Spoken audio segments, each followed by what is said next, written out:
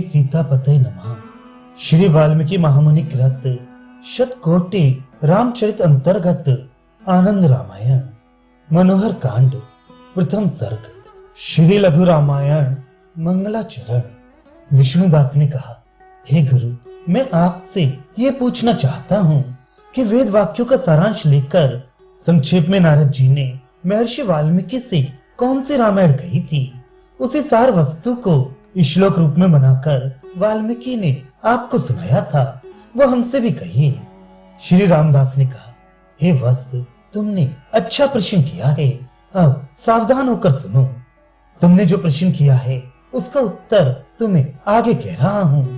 जब वाल्मीकि जी ने नारद के मुख से वेद वाक्यों से संकलित रामचरित्र सुन लिया, तब उसी अर्थ को लेकर उन्होंने 100 श्लोकों में पापनाशक लघु रामायण की रचना की और अपने रामायण के आदि में उन्होंने उसी लघु रामायण को स्थान दिया।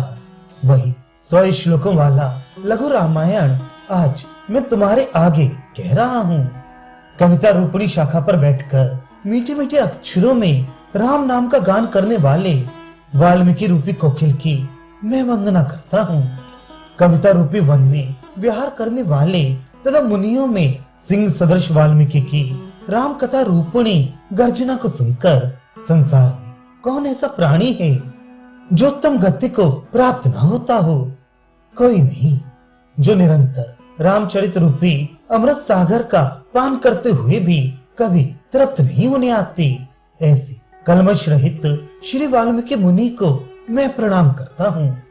विशाल समुद्र को जिन्होंने गौ के खुर में डूबने योग्य बनाया, राक्षसों को मच्छर समझा, और जो इस रामायण रूपणी महामाला के रत्न हैं, उन हनुमान जी को मैं प्रणाम करता हूँ। अंजनी के सपूत, जानकी के शोक नाशक, वानरों के प्रभु, अक्षय कुमार के संहारकारी तथा लंका के लिए भयावने वीर मारुति की मैं वंदना करता हूँ। जो खेल खेल में समुद्र की जल राशि को लांघकर लंका पहुंचे, वह सीता के शोक रूपी अग्नि को लेकर जिन्होंने उसी से सारी लंका को भस्म कर दिया, उन अंजनी नंदन को मैं हाथ जोड़कर प्रणाम करता हूँ। जिनमें मन के समान वेग है, वायु के सदृश तुरा है, जिन्होंने इंद्रियां जीत ली हैं, जो बुद्धिमानों में श्रेष्ठ हैं, ऐसे वायु के पुत्र वानर संघ के मुखिया और श्री राम के दूत हनुमान को मैं मन से स्मरण करता हूँ। रामभद्र, रामचंद्र, विधाता स्वरूप रघुवंश के नाथ जगन्नाथ और सीतापति रामचंद्र जी को मैं प्रणाम करता हूँ। भगवान संसार के पालक अज और विश्व रूप उन राम ने निर्गुण होकर भी सगुण रूप से सारे संसार को अपने वश में कर लिया।